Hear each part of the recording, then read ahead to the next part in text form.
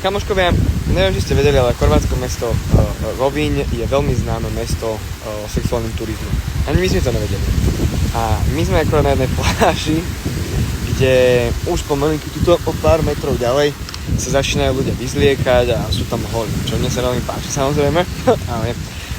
No a tam ešte za takým cipikom je ďalšia nuda pláž, ktorá ale nemá iba taký prívlastok, že nuda pláž. Tam sa proste jebe.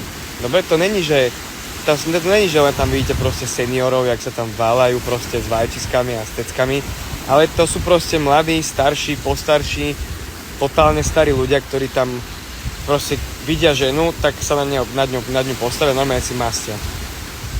Včera sme tam videli proste, sme tam boli prejsť a videli sme proste normálne, jak tam čavo nakladala do ryti, potom sa tam striekalo, potom neviem čo, hovorili nám, že deň predtým jedna baba tam bola 30 ľudí.